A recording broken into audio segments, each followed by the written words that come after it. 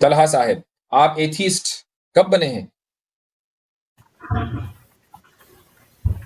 जी, मुझे बहुत टाइम हो गया, कुछ साल हो गए। कुछ साल हो गए। चलिए, ये अच्छा हुआ कि आपने ये नहीं कहा कि मैं तो पैदा ही एथिस्ट हुआ था। कुछ लोग हमारे पास ऐसे भी आते हैं, कहते हैं कि मैं तो शुरू से ही एथिस्ट हूँ। तो आपने ये कहा कि कुछ साल हो गए आपको एथिस्ट बने हुए। नहीं, शुरू में तो हर कोई होता है। तो फिर आपने ये क्यों कहा कि मैं कुछ साल पहले बना?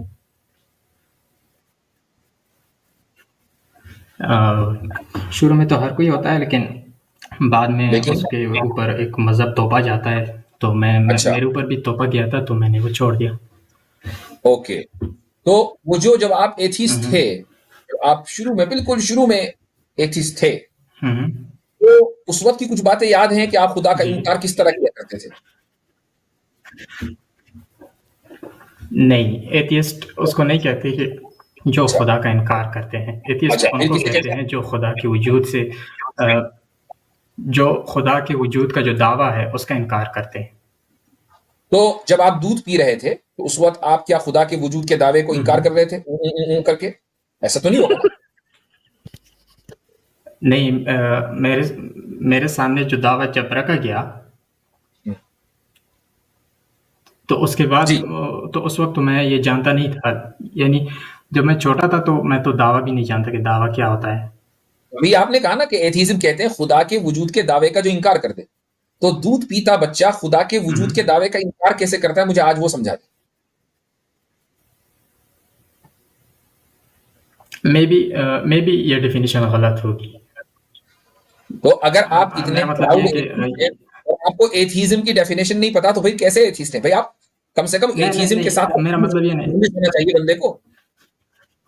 नहीं, मे बी ये बात गलत होगी कि हर कोई जब पैदा होता है तो एथियस्ट होता है। चलो ठीक है, यहां तक आए, यहां तक आए। बहुत अच्छी बात है, अच्छा लगा ओके। आपने एक चीज का एतराफ किया। अब हम आगे बढ़ते हैं। आप एथीस्ट बने क्योंकि आप ये समझते हैं कि आप पर एक मजहब को मुसल्लत कर दिया गया। कहीं ऐसा तो नहीं है कि आपको, आपके ऊपर एक मुआशरे को, कुछ मुआशरे की रसूम रिवाज को मुसल्लत किया गया हो, और माँ बाप ने ये बता दिया हो कि ये हमारा मजहब है और मजहब ना हो? ये भी तो हो सकता है। आप किस तरह डिफाइन करते हैं मज़हब को? वो छोड़ दीजिए, मैंने आपसे एक सवाल मुख्तसर सा किया। मसलन आपको क्या चीज बुरी लगी कि जिसकी वजह से आपने कहा कि यार मेरे ऊपर एक चीज मुसल्लत की गई है, मैं तो छोड़ता हूं? क्या चीज बुरी लगी? अच्छा, जहाँ तक मेरा ताल्लुक है तो मैं जितनी भी मेरे बिलीफ्स हैं तो मैं उस उनको इस स्टैंडर्ड पर देखता हूँ कि वो सच है या गलत है।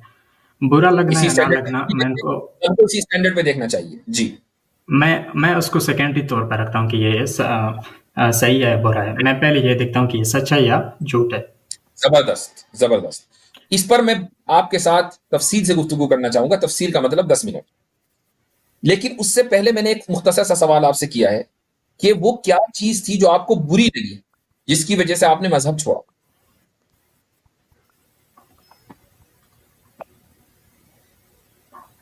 मुझे मज़हब में ऐसी कुछ बातें लगी जो कि मुझे लगता था कि मेरे ज़मीर के खिलाफ जाती हैं। जैसे मसलन। कि अम, सारे इंसानों को सारे इंसानों को एक तरह से ना देखना। ओके। आपके मज़हब के जो लोग नहीं हैं उनको दूसरी नज़र से देखना। किस नजर से? मतलब उनको दूसरी नजर से क्या सेकंड मतलब है? क्लास सिटीज़न मानना।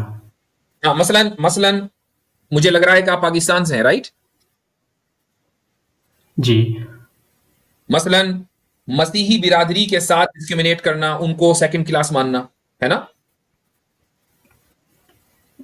जी, जो भी नॉन मुस्लिम हो। अब वहां पर मसला मसीही बिरादरी का है ना, तो मसीही बिरादरी को उनके साथ नहीं, डिस्क्रिमिनेट करना। हमारा भी है एथियस्ट।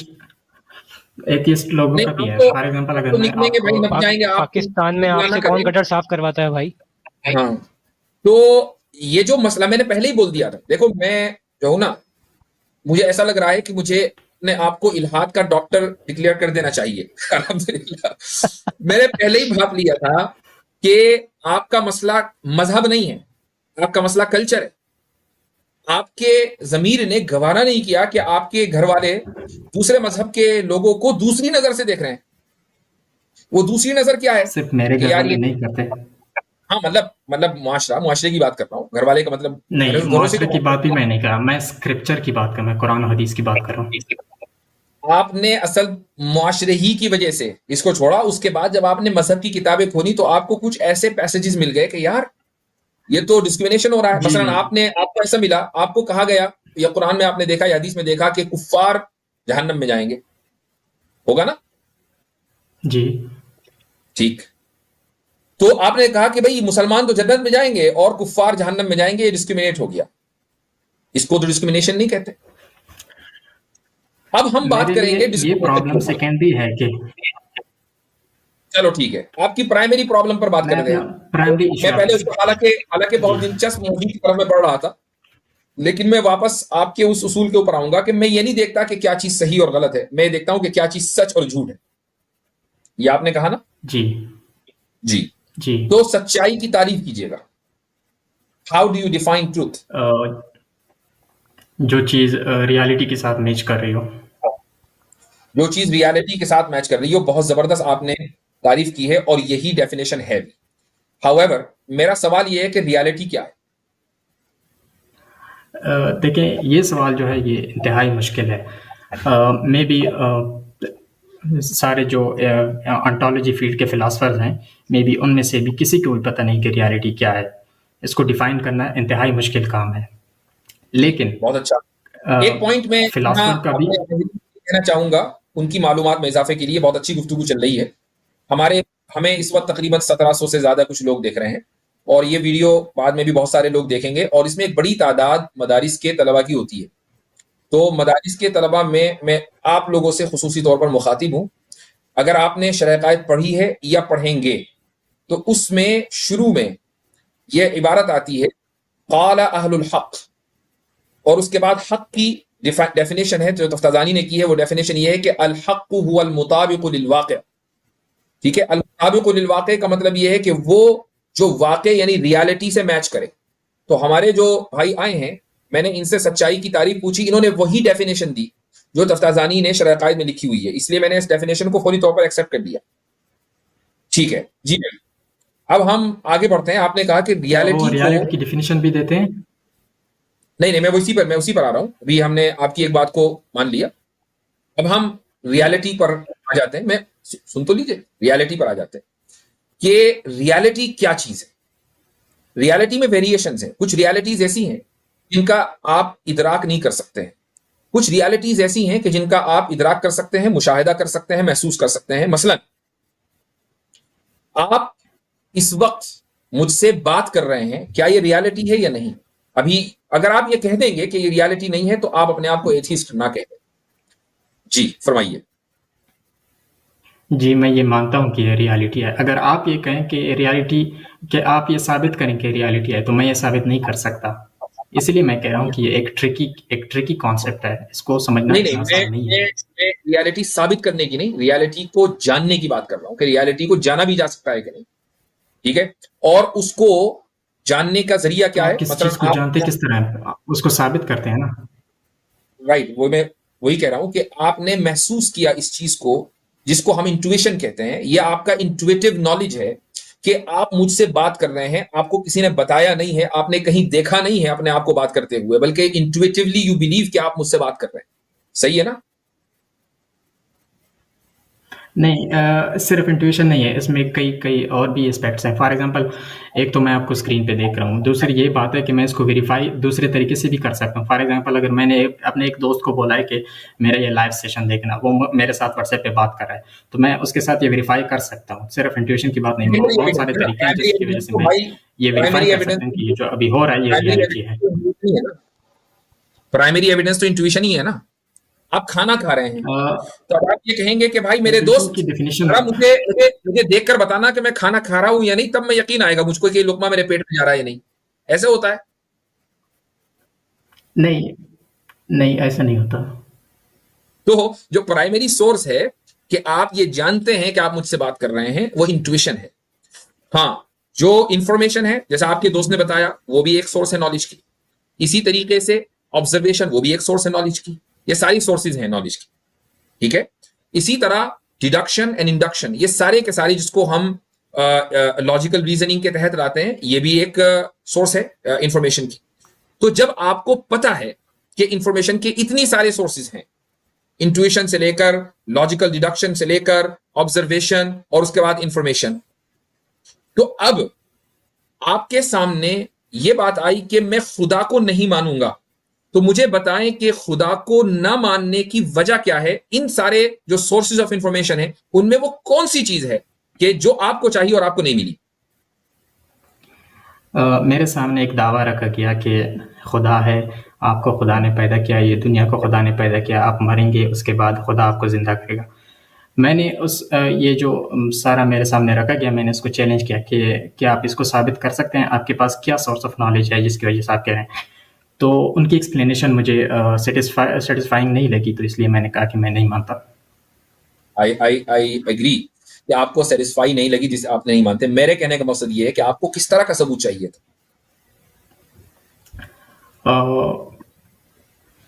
सपोज ये डिपेंड करता है कि कोई मुझे खुदा का डेफिनेशन किस तरह देता है। फॉर एग्जांपल अगर कोई कहता है कि जो खुदा है आपने और कहा ना, सब कुछ, आपने कहा है उसी को मान लेते हैं, उसको साबित करने के नहीं, लिए कौन सा सबूत चाहिए था? आप मुझे थोड़ा बोलने दीजिए, मैं आपको बोलने दूंगा, आप मुझे थोड़ा मौका दें। अच्छा, फॉर एग्जांपल अगर कोई मुझे कहता है कि खुदा है और वो सब कुछ जानता है, तो अब मैं आपको क्या ऐसी एविडेंस दूं कि आप ये मान जाए। तो मैं ये कहूँगा उसे कि अगर खुदा सब कुछ जानता है तो उसको पता होगा कि मैं किस किस्म के एविडेंस से सेटिस्फाई होऊंगा। तो मतलब खुदा मुझे वो खुद दे सकता है, मुझे पता नहीं कि मैं किस तरह एविडेंस से सेटिस्फाई हो बहुत जाऊं। अच्छी बात है।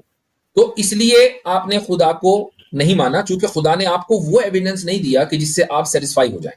ठीक, जी राइट, ओके। जी। मान लो ये मुतालबा सिर्फ आपका तो नहीं है, तो हर इंसान को ये हक है। अगर आपका मुतालबा और आपकी ये ख्वाहिश पूरी हो जाए तो हर इंसान की ख्वाहिश पूरी होनी चाहिए कि भाई एविडेंस वो हो कि जिससे हर इंसान मुतमईन हो जाए कि खुदा है। ठीक, अगर खुदा ये चाहता है कि सब लोग सेटिस्फाई हो जाएं तो ऐसा होना चाहिए। अगर खुदा नहीं चाहता तो फिर तो अलग बात है। मेरे कहने का मकसद ये है कि अगर मान लो आपकी ख्वाहिश अभी पूरी हो जाए तो क्या तमाम इंसानों की इस ख्वाहिश को पूरा होना चाहिए या नहीं, या सिर्फ आप ही को एक्सेप्शन मिले? ये डिपेंड करता है, क्या खुदा सिर्फ ये चाहता है कि मुझे सेटिस्फाई करे या सारे लोगों को सेटिस्फाई करे। आपके एतबार से क्या? जी, मुझे अगर एविडेंस खुदा दे दे तो मैं सेटिस्फाई हो जाऊंगा और बाकी लोग जो है वो ऐसे क्योंकि के ऐसे अगर ही रह जाएंगे। अगर खुदा की मर्जी है तो भाई खुदा की मर्जी, खुदा ने अपनी मर्जी के मुताबिक अमल किया, आपने इनकार क्यों किया? लेकिन अगर आप ये कह रहे हैं कि नहीं मुझे एविडेंस मिलना चाहिए, जब मुझे मिल गया, मान लो टॉम है, डिक एंड हैरी है, इन सबको भी मिलना चाहिए, आप कोई स्पेशल तो है नहीं।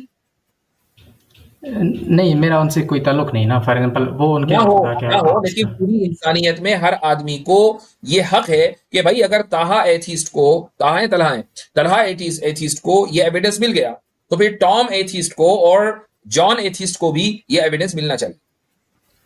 ये उस वक्त इंसाफ की जरूरी बात है तो ये कि है ना, आप जो कह रहे इंसाफ की हैं, बात, बिल्कुल। भाई आप इंसाफ सुने, की आप बात। सुने मेरी बात, नहीं नहीं, अभी सुने। मेरी बात का जवाब है, मैंने आपकी बात सुनी। इंसाफ की बात तो यही है ना, वरना तो जुल्म हो जाएगा ना, ये ये तो तो आप फेवरिज्म अपनी होगा। तरफ से, ये अपनी पर्सपेक्टिव से इंसाफ की बात करें ना। फॉर एग्जांपल अगर खुदा कहता है कि मैं, मेरे नज़दीक इंसाफ ये है कि मैं सिर्फ तलहा को हिदायत दूंगा, बाकी दुनिया जाए बाढ़ में। जबरदस्त। अगर खुदा के नजदीक ये इंसाफ हो कि मैं तलहा को हिदायत नहीं दूंगा, बाकी दुनिया को मैं हिदायत दूंगा, तो आप खुदा का इनकार किस बुनियाद पर कर रहे हैं भाई? हो सकता है यही इंसाफ हो कि आपको हिदायत ना मिले। नहीं, मैं तो ये इंसाफ नहीं मान रहा ना। मैंने तो आपको खुदा आपके की मानने न मानने पर्सपेक्टिव से से, क्या होता है भाई? एक मुजरिम अगर या अदालत के इंसाफ को न माने तो क्या अदालत को गैर मुंसिफ कहा जाएगा? मेरी बात मुकम्मल होने दे। मैंने आपको जो मुकम्मल हो गई इंसाफ की आपकी बात। डेफिनेशन दे दी। आपके मानने न मानने से कुछ नहीं होता। मैं नहीं मानते से क्या होता है? एक मुजरिम अदालत के, यहां तक कि सुप्रीम कोर्ट के फैसले को नहीं मानता, तो क्या नहीं, सुप्रीम कोर्ट आप को यह मेरी कहा बात जाएगा समझ कि नहीं इसमें रहे। अदालत, ये अदालत नहीं? बिल्कुल समझ में आ रही है, बिल्कुल समझ नहीं, में आ रही है। आप मुझे एक्सप्लेन हम्म, करने दें। जी। आपने कहा कि अगर खुदा मुझे कोई एविडेंस देता है और मुझे हिदायत मिल जाती है, तो इंसाफ का तकाजा ये है कि बाकी दुनिया को भी ये ऐसी एविडेंस मिल जाए। हम्म, राइट? मैंने आपसे कहा कि आपके नज़दीक ये इंसाफ का तकाजा है। फॉर एग्जांपल, अब मैं आपसे ये क्वेश्चन कर सकता हूँ कि आप इंसाफ किस चीज़ को कहते हैं। फॉर एग्जांपल खुदा कहता है कि नहीं, ये इंसाफ नहीं है। मतलब मुझे पता है आप ऑब्जेक्टिव मोरालिटी पे बिलीव करते हैं, लेकिन वो भी एक प्रॉब्लमेटिक कंसेप्ट है। अगर खुदा कहता है कि फॉर एग्जांपल मेरे नज़दीक इंसाफ ये है कि तलहा को हिदायत मिल जाए, बाकी सारी दुनिया चले जाए जहन्नम में, ठीक। तो आप किस तरह कह सकते हैं कि ये इंसाफ नहीं हुआ? नहीं, मैं तो ऑब्जेक्टिव मोरालिटी को मानता हूं ना, आप नहीं मानते। तो इमेजिन करें, चले ऐसा ही एक सिनेरियो मानते हैं कि एक खुदा है जो ये कह रहा है कि मैं सारी दुनिया को जहन्नम में डालूंगा, तलहा को नहीं डालूंगा। अच्छा, हम्म। और तलहा को कोई एविडेंस उसने दे दिया और बाकी सारी दुनिया को कोई एविडेंस उसने नहीं दिया, कोई एविडेंस नहीं दिया, ना कोशिश की। तो ऐसे खुदा को आप मुनसिफ मानेंगे? नहीं, मेरे ख्याल में नहीं होगा। तो जब वो मुनसिफ नहीं होगा तो खुदा भी नहीं होगा, जबकि आपको वो नो, दलील नो, दे नो, चुका नो। है कि जिससे आपको इत्मीनान हो। क्योंकि आपको तो इत्मीनान, आपको तो हिदायत मिल गई, तो फिर भी आप इंकार ये कर रहे हैं, आपने क्यों भाई? ये आपने स्लाइट ऑफ हैंड कर दिया ना, कि अगर वो मुनसिफ नहीं है तो खुदा नहीं होगा। ये अभी कहाँ आपने से आ कहा मैं गई नहीं बात? मानूंगा। अभी आपने कहा कि मैं नहीं मानूंगा, मैं खुदा जो को मेरा कंसेप्ट है नहीं इंसाफ का, मानूंगा। उसके मुताबिक नहीं मानूंगा। खुदा का मुनसिफ होना जरूरी है या नहीं? हो भी सकता है, नहीं भी हो सकता। अच्छा, क्यों क्यों नहीं हो सकता? यानी अगर खुदा मुनसिफ नहीं होगा तो क्या फिर खुदा हमसे गया गुजरा नहीं होगा? आप मुझे खुदा की डिफिनेशन दे दें। मैंने तो आपको बता दिया कि खुदा का मुनसिफ होना जरूरी है। अगर नहीं, खुदा खुदा है मुनसिफ क्या नहीं चीज़? होगा, आपने कहा कि नहीं भी हो सकता, तो अगर खुदा मुनसिफ नहीं है, मान लो थोड़ी देर के लिए आप मुनसिफ है, मैं अपने आप को मुनसिफ मानता हूँ जी। मानते हैं, तो आप खुदा से बेहतर है भाई। तो जो बदतर है उसको खुदा क्यों नहीं, माना जाए? आपकी नज़र में खुदा क्या है? मतलब वो व्हाट इज़ गॉड? मैंने आपको बता दिया ऑलरेडी। मैंने बता दिया कि खुदा के हम उस तारुफ को मानते हैं जो खुदा ने अपना कुरान में खुद ही कराया। लेकिन मैं उस टॉपिक पे जब जाऊंगा, जब स्टेप बाय स्टेप चलेंगे ना, अब जंप ना मारे। अब जो खुदा का जब तारुफ बताएं। तक मैंने आपसे सिंपली पूछा कि भाई खुदा का मुनसिफ होना जरूरी है कि नहीं? आपने कहा नहीं, हो भी सकता, नहीं भी हो सकता। अगर नहीं हो सकता तो फिर खुदा नहीं है। इसका मतलब ये चूंकि वो जब बदतर तक हो गया, बदतर तो और हमसे बदतर हो गया ना वो। हम ऐसे खुदा को खुदा क्यों माने जो हमसे भी निचले दर्जे का है? खुदा कम जब से कम तक हमसे आप मुझे बेहतर तो खुदा हो। की डिफिनीशन नहीं देंगे। अब फॉर एग्जाम्पल आपने मुझसे सवाल किया कि आप मुनसिफ हैं कि नहीं। अब मैं ये सवाल कंप्रहेंड इजीली कर सकता हूँ, बिकॉज मैं जानता हूँ कि मैं एक मैटर से बनी हुई चीज़ हूँ, इंसान हूँ, थिंकिंग की कैपेबिलिटी है मुझ में, और अच्छे और बुराई की तमीज़ है मुझ में। जब तक इस तरह आप मुझे खुदा देख की इस देख तरह देख कोई देख देख डिफिनीशन देख नहीं। देख। अब अच्छाई मैं और आपसे बुराई कहता हूँ कि नहीं, क्या आप तो और पत्थर बात मुनसिफ हो मानते सकता हैं। है? आपने पहले ही बोल दिया कि मेरे यहाँ मेयार अच्छाई और बुराई नहीं है, सच और बातिल है। तो ये मत कहिएगा अच्छाई और नहीं, बुराई की बात ना करना। ये मैं उस टॉपिक की तरफ नहीं जा रहा, ये मैं आपको एग्जांपल दे रहा हूँ। हम्म। तो मेरे भाई, खुदा आपके नजदीक जब उसका कॉन्सेप्ट ही क्लियर नहीं है, जी, अब हम जी, दोबारा उसी पर आ जाते हैं कि अगर मान जी। लो खुदा ने तलहा एथीस्ट को हिदायत दे दी, ऐसी दलील दे दी कि जिस पर इस उसको इत्मीनान हो गया, एक स्टेप ठीक। पिछले चलते हैं ना, लेकिन खुदा है क्या लेकिन चीज़? लेकिन तमाम की तमाम इंसानियत को उसने न दलील दी, न दलील देने की कोशिश की, और उन सबको जहन्नम में झोंक दिया। तो क्या ऐसे खुदा को आप खुदा मानेंगे और उसकी इबादत करेंगे? नहीं, मैं नहीं करूँगा। तो अभी तो आप कह रहे हैं कि उसने मुझे हिदायत दी है, फिर क्यों नहीं करेंगे भाई? ये हाइपोथेटिकल सिचुएशन था, आप क्या कह रहे हो? रियल में दिया है क्या? आप भी तो हाइपोथेटिकल की बात ही कर रहे हैं। आपकी अच्छा, सिचुएशन कौन सी हाइपोथेटिकल। रियलिस्टिक है? वो भी हाइपोथेटिकल ही है कि अगर कौन सी खुदा मुझे, सिचुएशन? आपने कहा कि खुदा मुझे ऐसी हिदायत दे कि जिसको मैं मान लूं। तो मैंने कहा कि क्या ये कंसेशन सिर्फ आपको मिलना चाहिए या सारी इंसानियत को मिलना चाहिए? अच्छा, अच्छा, आपने अच्छा, कहा नहीं, मुझे अच्छा, ही मिल जाए अब काफी है। बात समझ ये आ भी तो गई। ओके, हाइपोथेटिकल है। ओके, ओके, अब बात समझ में आ गई। अगर उसने मुझे हाँ, हिदायत बड़ी दी, देर से बाकी आती है, दुनिया में बड़ी देर से आती किसी को है। भी नहीं दी हिदायत, तो आपका सवाल ये है कि क्या मैं उसको फिर खुदा मानूँगा या उसकी इबादत करूँगा या नहीं? हाँ, अगर सिर्फ आपको दी और किसी को नहीं दी और ना देने की कोशिश की। अच्छा, तो इसका जवाब ये है कि अगर मुझे पता हो कि खुदा ने ऐसा किया है कि सिर्फ मुझे हिदायत दी, बाकी सबको जला दिया, मेरी फैमिली को भी जहन्नम में जला दिया, तो मैं तो उसकी इबादत नहीं करूँगा। हालांकि उसने हिदायत दी है। या, तो फिर अब आप आप हाइपोथेटिकल तो सिचुएशन चेंज कर फिर रहे हैं। तो फिर आप ऐसी दलील का मुतालबा कर ही क्यों रहे हैं कि खुदा मुझे डायरेक्ट ऐसी हिदायत दे कि जिसका मैं इनकार ना कर पाऊं? क्योंकि अगर वो ऐसी हिदायत दे भी देगा तो इस सिचुएशन के अंदर आप फिर भी खुदा का इनकार कर देंगे। तो फिर ऐसी दलील का फायदा तो क्या इस मुतालबे का? नहीं, नहीं, नहीं, तो मैं मान तो लूँगा ना कि खुदा है, लेकिन मैं उसकी इबादत नहीं करूँगा, लेकिन ये उसकी तो मैंने इबादत नहीं अभी करेंगे। प्रायर किया। जी। ये आप उसकी बात, भाई खुदा का मतलब क्या है? खुदा वो जो लायक इबादत हो, वो वही तो खुदा है ना। अगर एक तो खुदा मैं उसको मौजूद है शैतान का लेकिन नाम दे लायक दूँगा। इबादत नहीं, तो वो खुदा नहीं है। खुदा का मतलब ही है लायक इबादत होना।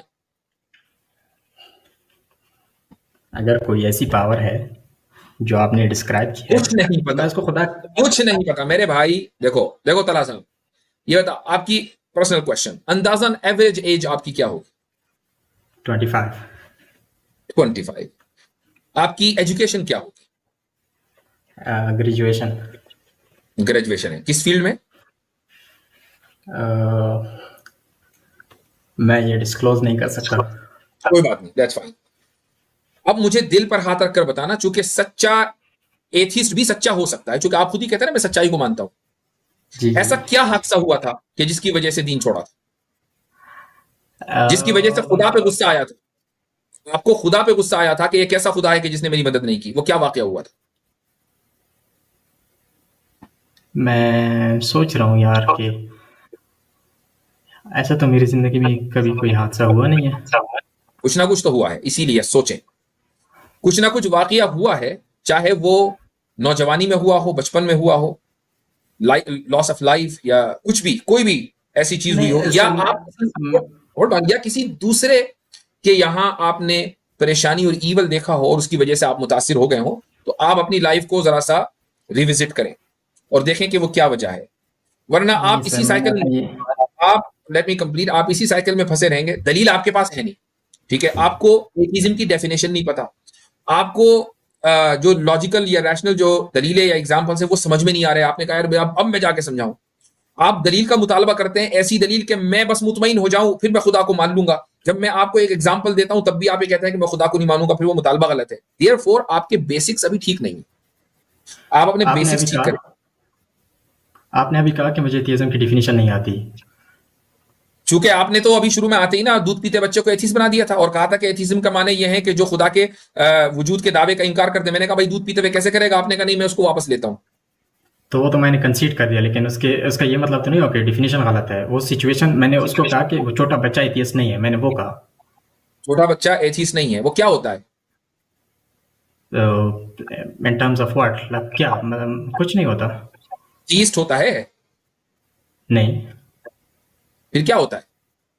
ना वो कुछ एथियस्ट नहीं होता है ना होना भी तो एथियस्ट एथीज है ना, कुछ नहीं होना भी वो तो एथीज है। अभी आपने तो कंसीड कर लिया कि वो एथीज नहीं होता, तो थीस्ट होगा, डीस्ट कुछ होगा। नहीं होना एथियस्ट होता है। ये आपको किसने सिखाया कुछ नहीं होना एथियस्ट ये तो होता है? आप ही लोग हमें आके कहते हो कि नहीं कुछ ना मानना एथीज है, हम किसी खुदा को नहीं मानते। कुछ ना माना नहीं, एक खुदाओं के जो वजूद का जो दावा है उसका इनकार करना एथियज्म होता है। कुछ ना माना तो इसमें तो बहुत सारी चीजें आ जाती है ना। मसलन क्या? मैं मसलन मैं ये नहीं मानता कि जमीन गोल है। वो बच्चा जो दूध पी रहा है उसको आप किस कैटेगरी में रखेंगे? वो ना एथीज तो वो थीस्ट है है ना नहीं, एथियस्ट। एथीज तो वो है नहीं, तो अब वो एथीस्ट होगा। और अगर ना एथीस्ट है ना थीस्ट है, तो वो, इसका मतलब ये हुआ, हाँ, जी बताएं। एक सिक्के के दो रुख है ना, ये तो थीस्ट या एथीस्ट। दिन और नहीं, रात, अभी मुझे पता चला। अगर दिन होगा नहीं, तो रात नहीं है, रात है तो दिन नहीं। मुझे अभी पता चला कि ऐसा ज़रूरी नहीं है। इसको फैलेसी भी है इस तरह के। For example black and white जो है। अच्छा, मैं आपसे पूछता हूँ कि एक पत्थर क्या होता है, एथियस्ट होता है या हो एथियस्ट? गया, क्योंकि पत्थर में लाइफ नहीं है मेरे भाई, बच्चे में लाइफ है, पत्थर में लाइफ नहीं है, ठीक है? अच्छा, एग्जाम्पल तो लाइफ, अब फॉल्स इक्विवेलेंस हो गया। पौधा पौधा पौधा एथियस्ट होता है या एथियस्ट होता है? उसमें कॉन्शियसनेस नहीं है। एग्जाम्पल तो जिसमें कॉन्शियसनेस हो, बिल्ली एथियस्ट होती है, एथियस्ट होती है? उसमें भी कॉन्शियसनेस नहीं है जो इंसान के अंदर होता है, रैशनल वाला कॉन्शियसनेस। वो एग्जाम्पल दो कि जिसमें रैशनल वाला कॉन्शियसनेस हो। एक बच्चे को रैशनल। एक बच्चे को ये पता होता है कि मुझे दूध पीना है इस तरीके से, मुझे तकलीफ हो रही है तो रोना है, मुझे हंसना है। बिल्ली को, नहीं, आपके बिल्ली को हंसते हुए देखा है? लेवल आप अपना चेक करें। रैशनैलिटी और कॉन्शियसनेस दो अलग अलग चीजें हैं। रैशनल नहीं कॉन्शियसनेस कोई चीज नहीं, नहीं बिल्कुल होती। बिल्कुल बात सही है, बिल्कुल सही है। कॉन्शियसनेस की बुनियाद पर ही रैशनैलिटी आती है। अगर कॉन्शियसनेस हो तो आप जरूरी रैशनल हो नहीं सकते हैं। है। अच्छा, तो मुझे जरा एक ऐसे पौधे कंप्यूटर की कंप्यूटर एग्जांपल दें कॉन्शियस कि है? जो रैशनल हो। मुझे जरा एक ऐसे पौधे की एग्जांपल दें जो रैशनल हो। ऐसा पौधा नहीं है। क्यों? इसलिए कि कॉन्शियसनेस नहीं है भाई। क्या कंप्यूटर देखो यार, इंटेलिजेंट जब है या नहीं मेरे, है? जो बात मैं कह रहा हूं ना, इवेंचुअली आप वही मानते हो, क्योंकि आपके नहीं पास, नहीं। आपको बेसिक्स नहीं पता। That's the point I am trying to make. आप थोड़ा सा ओके। और स्टडी करो। और मैंने शुरू में आपका एक डायग्नोस कर दिया था, वो ये कि आपके मुआशरे में, मुस्लिम मुआशरे में, वो आपका भी हो सकता है, मेरा भी हो सकता है, हमारे मुआशरों में बहुत ज्यादा खराबियां। मसलन हमारे मुआशरों में इंसाफ नहीं है। हम दूसरों को दूसरी नजर से देखते हैं, हम उनको नीच समझते हैं। ठीक है, ये डिस्क्रिमिनेट करते हैं लोगों के साथ। ये जो सारी चीजें हैं ये मुआशरों के अंदर पाई जाती हैं, मुसलमानों में भी गैर मुस्लिमों में भी। लेकिन मुसलमानों में ये खराबियां नहीं पाई जानी चाहिए। तो एक वो इंसान के जिसके अंदर एक अच्छा जमीर होता है, वो इन परेशानियों को, इन इन डिस्क्रिमिनेशंस को देखकर जल्दी मुतासिर हो जाता है, और वो कहता है कि ऐसा नहीं होना चाहिए। अगर ऐसा इस्लाम के नाम पर हो रहा हो, हालांकि इस्लाम ने इसकी तबलीग नहीं की, इस्लाम के नाम पर हो रहा हो, तो जो लोग इस्लाम को नहीं समझते वो इस्लाम के ऊपर एतराज करने लगते हैं। And you are the prime example of this no scenario my sir, friend. मुझे नो सर। आपसे बात करके अच्छा लगा। इंशाल्लाह फिर कभी आपसे बात करेंगे, बड़ी लंबी गुफ्तगू हो गई। लास्ट जी वर्ड 10 आप मिनट देंगे? का टाइम था और ये बहुत ज्यादा टाइम हो गया, 10 मिनट से ज्यादा। तो जी, तला भाई दूसरी स्ट्रीम में आएगा, इजाजत चाहेंगे आपसे। मैं इतने जरा अपने पानी का इंतजाम करता हूँ, आप दूसरे कॉलर को लें। जी इंशाल्लाह। देखें भाई, शुरू में एक बात का ऐलान कर दिया गया था कि जिस कॉलर से हर स्ट्रीम में गुफ्तगू होती है उनसे हर स्ट्रीम में ही गुफ्तगू नहीं होगी। हम नए कॉलर्स को मौका देंगे, नए कॉलर्स आएंगे तो नई तरह के आर्गूमेंट आएंगे, नई तरह की डिस्कशंस बाहर आएंगी। जिनसे हमेशा ही गुफ्तगू करनी है वो अपना वही पुरानी वाली चीज़ों पे डिस्कशन करते रहते हैं। फिर वो एक उबाऊ टाइप की डिस्कशन हो जाती है जिसमें कोई इंटरेस्ट होता नहीं है, और ना उससे कोई अच्छा नतीजा निकल के सामने आता है कि जो पब्लिक को या खास करके हम लोगों को जो यहाँ पे सीखने के लिए आए होते हैं हजरत के पास, तो कोई खास फायदा उठा सके उन चीज़ों, क्योंकि रिपीटेड हो जाता है सारी चीज़ें। तो जितने भी ऐसे कॉलर बैक स्टेज मौजूद हैं कि जो रेगुलरली आते रहते हैं स्ट्रीम में, खुद ही लीव कर जाए, है ना। अब क्या नाम है, दो कॉलर्स बैक स्टेज है, नाम नहीं लूंगा, आप लोग चले जाएं, मैं लूंगा नहीं आज।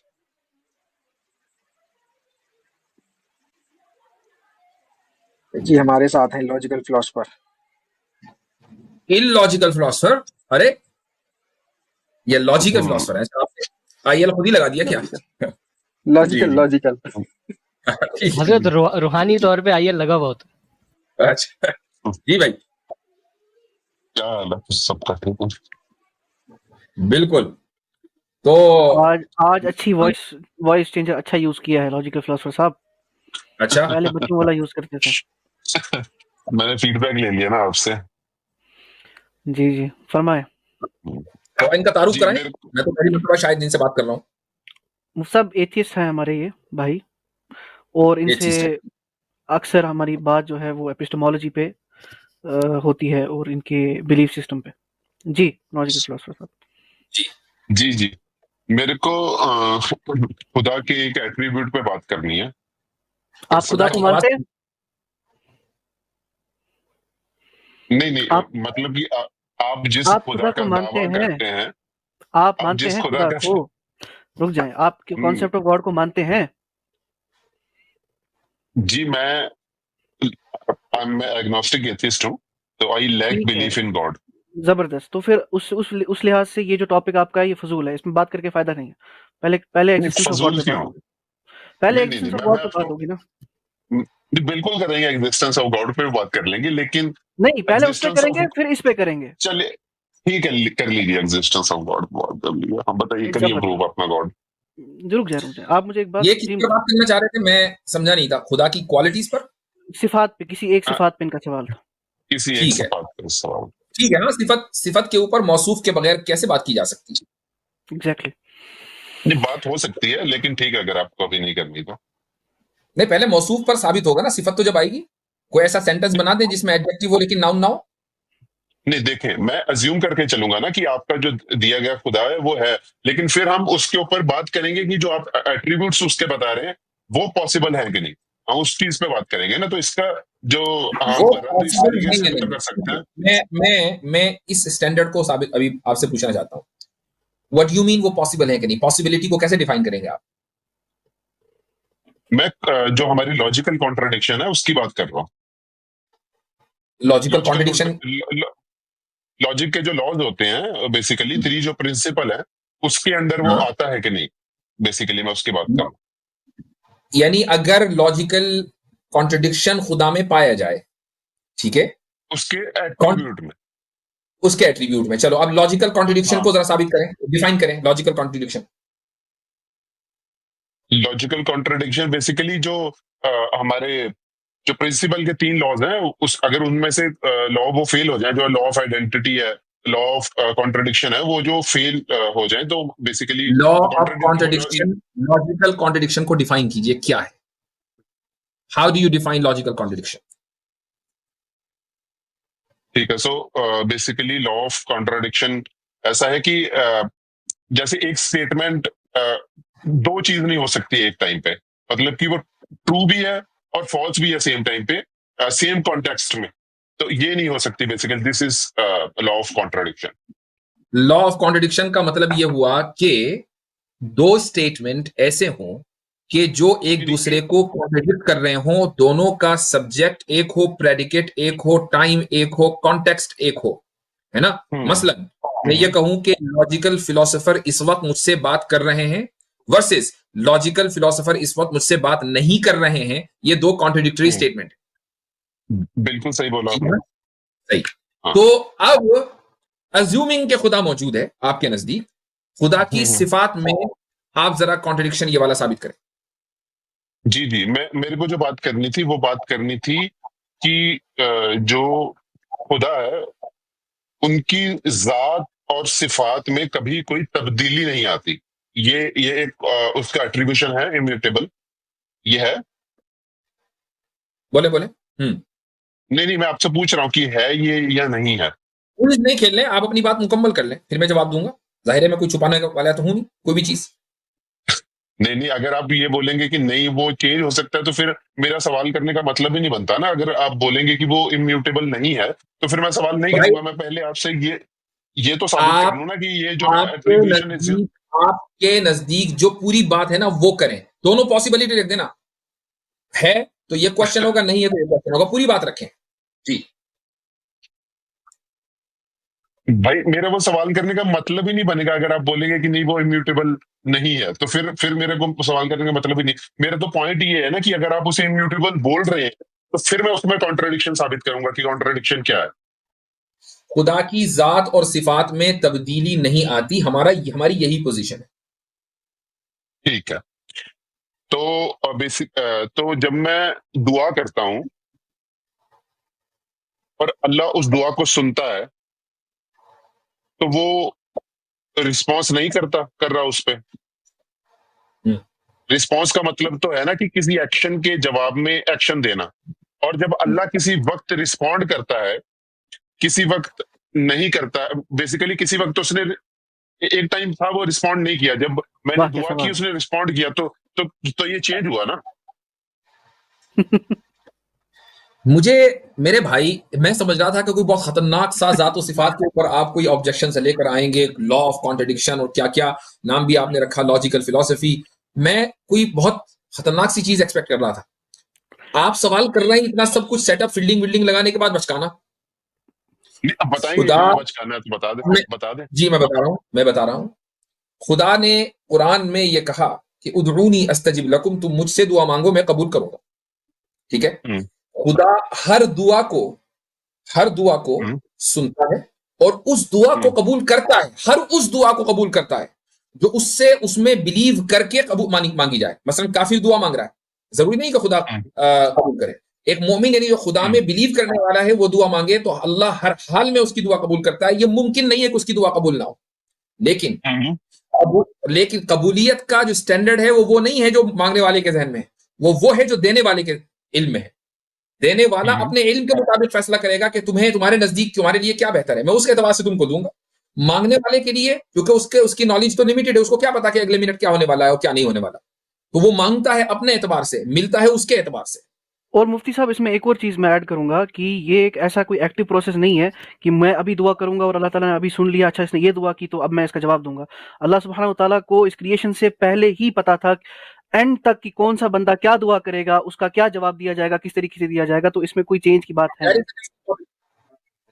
डिफरेंट, ये नहीं है बात। इन्होंने ये कही कि खुदा कभी सुनता है कभी नहीं सुनता। हम ये कह रहे हैं कि वो हमेशा सुनता है और हमेशा रिस्पॉन्ड करता है। नहीं, मैं बोल रहा हूँ एक वक्त था जब तक मैंने दुआ नहीं करी वो सुन नहीं रहा था, जब मैंने दुआ करी वो सुन रहा था, फिर उसने रिस्पॉन्ड किया तो ये चेंज हुआ ना। नहीं, अभी भी चेंज नहीं हुआ। उसकी वजह यह है, सुनिए मैं बताता हूं। अगर मान लें आप मेरी बात इस वक्त ना सुन रहे हो तो क्या आपको बहरा कहा जाएगा?